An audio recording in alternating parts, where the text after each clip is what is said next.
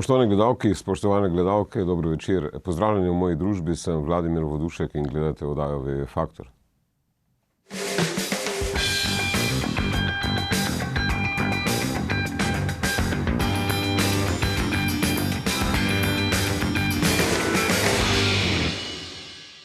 Vlada pripravlja nov zakon o Sovi, s katerim bi agencija prvič v zgodovini dobila možnost tajnih preiskav proti slovenskim državljanom, ki jih o tem ne bi nikoli obvestili. Zakon nastaja pod okriljem pravosodnega ministrstva oziroma pravosodnega ministra Gorana Klemenčiča. Predlog zakona o Sovi, ki ga pripravlja vlada, torej agenciji močno širi pooblastila delovanja. Poglejmo prispevek včerajšnje seje državnega zbora. To, kot je to predstavljeno in ta osnutek, ki je dejansko prišel v javnost, je blago rečeno nevaren.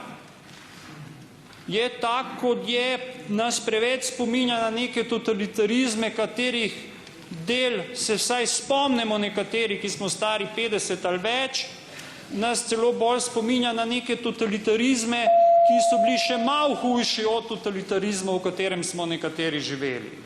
In v tem svojstvu je ta predlog škandalozen in nedopusten in nevaren. Predsednik Vlade Republike Slovenije, dr. Miro Cerar, imate besedo za dopolnitev odgovora.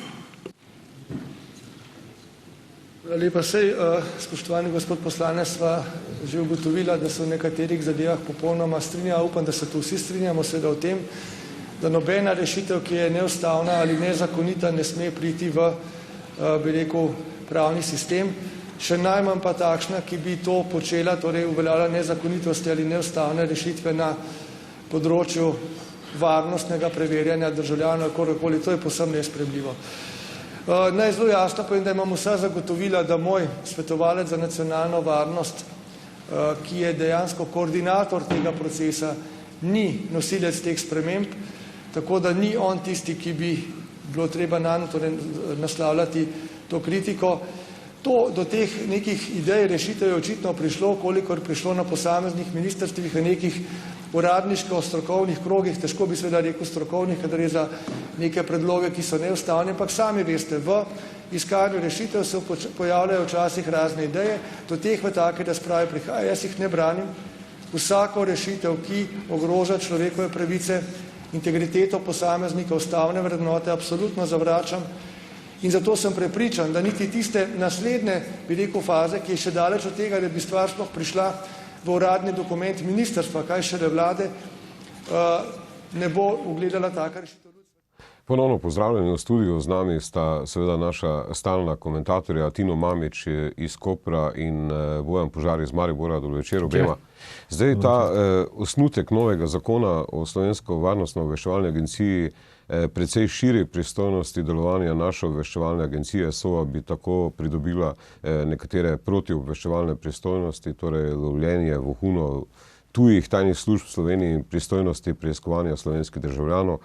Konkretno, če pogledamo, bi agenti SOVE v Sloveniji pri slovenskih državljanih lahko izvajali tudi tajne hišne preiskave, v domove nameščali snemalno opremo, vdirali v računalnike posameznikov in za pridobitev telefonskih številk uporabljali tako imenovane lovilce IMSI.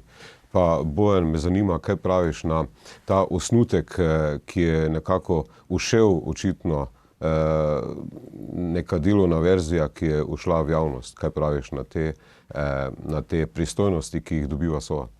Ja, te pristojnosti, koliko izgledajo iz tega delovnega osnutka, kakokoli temu rečemo, so v bistvu res srhljive. Tukaj se lahko strinjam s tem poslancem Trčkom, ki smo ga prej slišali govoriti. Ampak res pa je, da se o tem novem zakonu se že dlje časa govori. In mene tukaj, bom rekel, se mi zdijo zanimive nekatere tako malo politične dimenzije. Prvič, kdo pripravlja ta osnutek in kje ta osnutek nastaja. Nastaja recimo na Ministrstvu pravosodje, katerega šef je zdaj Goran Klemenčič, za katerega je pač velika večina slovenske javnosti prepričana, da je zelo občutljiv na človekove pravice. Vsaj tako, takšen imidž ima v javnosti. In zdaj ravno pod tem ministrom, ki ne bi bil tako občutljiv na človekove pravice, nastaja recimo zakon, ki bo absolutno kršil celo vrsto človekovih pravic v tej državi. To je ena stvar. Druga stvar, ta zakon pripravlja operativno, vse koliko jaz vem, Ne vem, če bodo na ministrstvu to priznali, ampak mislim, da temu je tako pripravlja gospod Darko Stare. Ne? To je bivši namestnik, oziroma eden od ključnih ljudi, ki je delal z Goranom Klemenčičem prej na komisiji za preprečevanje korupcije. Ne? Pred časom, to pa zelo malo, majhen del slovenske javnosti je bil pa namestnik direktorja Sove. Ne? In bil je namestnik direktorja Sove v času Andreja Rupnika, je bil Andrej Rupnik direktor Sove in tudi ta Andrej Rupnik pripravlja, je eden od teh ljudi, ki pripravlja ta zakon, vse v okviru neke delovne skupine, ki ta zakon pripravlja. In kar je zdaj zanimivo, ko ta osnutek, pač ta papir šel ven, vsi to avtorstvo zanikajo. Andrej Rupnik recimo pravi, da on sicer je res, da je pisal, ampak ni pa pisal to, kar je prišlo ven. Ne? Darko Stare se še zdaj ni oglasil. In zdaj je pa tudi zanimivo, zakaj je to ven prišlo. Ne? Zakaj pravzaprav je to ven prišlo? Ne? A je to ven prišlo zaradi tega, da se bo ta postopek zdaj ustavil? A je to ven prišlo zaradi tega, iz kakšnega drugega razloga? Ne? To je pa zdaj recimo zelo pomembno vprašanje. Zanimiva je seveda vloga Erika Kopača. Ne? On verjetno tudi do tega še pa še nisi prišel. Nisem prišel. Dobro, ampak Tino, zdaj kaj praviš na to, da pač bo recimo Sova lahko upravila te tajne hišne preiskave glede na te določbe novega osnutka zakona o Sovi, bi to ostalo tajno. Ne? Tajne bi bile tudi sodne odredbe za takšne preiskave in celo imena sodnikov, ki naj bi odločali o teh odredbah. Zdaj, nov zakon o Sovi naj bi nastajal pod vodstvom,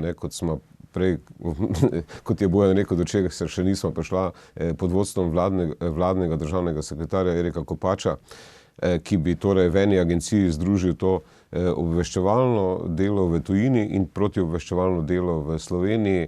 Zdaj, seveda, do zdaj nekako je veljalo, da Sova v Sloveniji naj ne bi delovala, da je Sova zreducirana zgolj na preiskave oziroma na zbiranje informacij v tujini, vendarle, mislim, to je malo neživljenjsko, ne? Recimo, če pač spremlja neke gospodarske zadeve, verjetno preko slej pride na ozemlje Slovenije. No, pri tej vladi so praktično vsi zakoni neživljenjski, ne? Tako da gre vse na referendum, ker ni sposobna enega pametnega zakona popolnoma normalnega sprejeti. In če pogledamo, da če naša policija in naše tajne službe ne znajo nadzorovati državne meje in da čez državno mejo pustijo vsakega brez vsakega dokumenta, potem se bojo pa spravljali nad naše državljane in jim tajno preiskovali stanovanja in tega ne bomo mogli nikoli izvedeti. Ne? To je dvoličnost. Tako da zaradi takega dokumenta, če bi premier Cerar, ki je zmagal z obljubami o etiki v politiki, o človekovih pravicah in drugih praznih besedah, če bi on dal kaj na svojo besedo, bi moral odstopiti, ker tak dokument je znak, kaj vlada v resnici počne. In če si ti zmagal na volitvah zaradi človekovih pravic in etičnosti, potem pa delaš zakon, ki ga nimajo niti totalitarni sistemi, oziroma je podoben mogoče kakšnemu še v Turčiji verjetno nimajo tako drastičnega zakona, ampak delajo mimo zakona te iste stvari. Tako da to je vsekakor škandalozno in mogoče ne srhljivo, ampak strašljivo. Strašljivo za ljudi, ki smo leta 1990, ko smo se odločili na prvih demokratičnih volitvah, da gremo dejansko v samostojno in v demokratično državo, s tem je vlada poteptala vse naše vrednote, vso našo zgodovino, takratno enotnost slovenske nacije. Zdaj, gospod Cerar pravi, da gre za neko delovno verzijo, da to ni sploh osnutek, ki bi lahko prišel na vlado in da je to praktično po njegovem samo neko delovno gradivo v pripravi tega zakona. Jaz bi predlagal, če si lahko režija pogledamo še drugi del te razprave v Državnem zboru.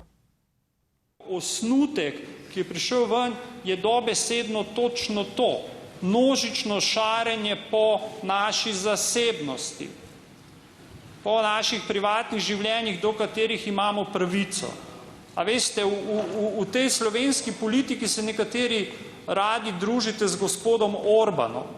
Dosti bolj primerno bi bilo, če bi brali Petra Esterhazija, če bi brali starega dobrega Žorža Konrada, če bi brali Krasno Horkaja, ki so cele opuse zgradili in zelo kvalitetno opisali, kaj to vrstni totalitarizmi pomenijo in kakšna nevarnost dejansko je to. Jaz od vas, gospod predsednik vlade, bi najmanj pričakoval, da preučite, kako sploh taki nevarni protiustavni zmazki lahko nastanejo, ker to so dejansko pisanja bolnega uma, ne morem drugega reči. In izhajajoč iz tega bi morali nemudoma odstaviti koordinatorja. Ne? Boli me tudi, da razen kolega Tonina in mene noben skoraj ni problematiziral tega dejstva, kot se to je nekaj, se bo že nekako spoštimal. Gospod Gorenak se je še nekaj oglasil, se opravičujem, gospod Gorenak. Skratka, neka zadeva kot dobro, prosto ko pasulj. Mislim, tega je bilo v tej družbi preveč. Res je, da imamo očitno veliko nezadovoljstvo v teh strukturah. Res je, da se moramo nekako prilagoditi času, ampak takšen način, kot se ga ubira, takšen v bistvu osnutek dokumenta, kot je prišel v javnosti, grozljiv in tudi zaradi tega je nujno, da o tem opravimo javno razpravo. Hvala za... Zdaj, Bojan, ti si rekel, redko se verjetno s Tečkom strinjaš, ampak tokrat, kot si prej rekel, se strinjaš z njim. Zanima me ta drugi del, ki ga prej nismo pravzaprav razkrila, ta vloga Erika Kopača v tem pripravi tega zakona. Vlada, morate tukaj malo popraviti, ne, da zdaj, veš, moramo biti zelo previdni, kaj rečemo, kako se poslušamo na veji faktorjev, ker veš, da strahovito odmevajo pol naše besede po družbenih omrežjih. Tako da jaz nisem rekel, da se redko strinjam s Trčkom, rekel sem, da se pač tokrat strinjam, tako kot se z njim strinjam okoli tega, kakšne poglede ima na Magno. No. Ampak mislim pa, da je dejansko, ima pa tudi, evo, spet enkrat Trček prav, ne, mogli bi, če pride ven takšen odsnutek nekega zakona, ker dejstvo je, da to osnutek se je bil napisan, se je bil napisan na roko, bil je natipkan na nekem vladnem papirju, potem bi res mogel koordinator odstopiti. Koordinator je pa Erik Kopač, ne, to je bivši generalni sekretar stranke SMC, ki je zdaj državni sekretar v kabinetu predsednika vlade. Jaz mislim, da se tukaj predsednik vlade, ko je prej rekel, da Kopač nima nič s tem zlagal. Dobesedno se je zlagal. Ker vsi, ki recimo spremljate moje pisanje, boste vedeli, da je Kopač bivši agent oziroma bivši uslužbenec vojaško-obveščevalne službe, da tam sicer ni zdržal več kot nekaj mesecev, ker menda ni bil najbolj sposoben za to delo, da pa si je vedno želel, že takrat, ko je bil generalni sekretar SMC-ja, postati nekakšen vodja, direktor združene obveščevalnih, neke skupne obveščevalne službe v tej državi. In to zdaj počne. On na nek način združuje slovensko CIO, ne, se pa SOVO, in slovensko, ne vem, vojaško-obveščevalno službo, to je OVS. In to zdaj on počne v taki ali drugačni vlogi. In ker je koordinator tega, ker gre za nek zmazek, ker gre za nek vladni papir, bi dejansko Kopač moral odstopiti. Miro Cerar bi se pravzaprav, če on nič ne ve o tem osnutku, bi se moral zelo zamisliti, kakšne ljudi ima zaposlene v kabinetu in kako ti ljudje razmišljajo o tem, kako naj bi obveščevalna služba delala v tej državi. Ampak zakaj misliš, Bojan, da niso ločili te obveščevalnega dela in protiobveščevalnega dela, ki je pač vseh tujih? Zato, ker preprosto, to vlada, vsak direktor CIA v Ameriki bi želel biti še hkrati direktor NSA. Ko enkrat prideš v to obveščevalno srednjo, pa želiš imeti čim več oblasti, ne želiš čim več stvari nadzorovati. In Kopačeva želja je bila to. In po mojem je to tudi tiha želja SMC, verjetno tudi Mira Cerarja, glede na to, kako vidimo, kakšne reakcije, mislim, s kakšnimi reakcijami v zadnjem času nastopa v javnosti zopet tiste, ki nekoliko drugače razmišljajo kot on, da bi pravzaprav na nek način državljani nadzorovali. In tukaj se je zdaj pod krinko nekega terorizma in tako dalje pokazala priložnost, da Slovenija zdaj forsirajo še hujši domovinski zakon, ne, pod narekovaj, kot ga je kdajkoli recimo sprejel George Bush. Ne. Sej to sem hotel reči, ne, ravno ne bi rad bil nek hudičev odvetnik, ampak vendarle v bistvu razmere so se bistveno spremenile, verjetno Sova potrebuje neke nove pristojnosti, v bistvu ne. Vlada Sova že dela. Jaz ti lahko povem, da sem se pred kakšnimi 4 tedni dobil, ne, recimo blizu stanovanja v Ljubljani z enim visokim uradnikom Sove, ne, na nekem pogovoru, neuradnem pogovoru, in naslednji dan sem dobil anonimko, ne, v kateri je pisalo, da sem bil prejšnji dan za tem uradnikom Sove. Tako da Sova očitno nek način že dela. Ne. Ampak v redu dela tako, kot ne bi pa želel, da dela to, da ima to celo dovoljeno z zakonom. Ne? Dobro, mogoče še Tino, če imaš na kratko, če lahko v bistvu... Ja, jaz bi tukaj dodal še eno stvar. Ne? Pri nas ne gre samo, ni nevarnost samo, da bodo nadzorovali državljane. Nevarnost je zato, ker je tako Sova kot policija in celoten represivni in pravosodni aparat popolnoma v rokah politike. Ne, tiste politike v najslabšem pomenu, kar vidimo recimo, ko je policija prepovedala rock koncert zato, ker je politika to posredno dala vedeti, mogoče celo s kakim telefonskim klicem. In v taki državi je pa res, nas je treba biti strah.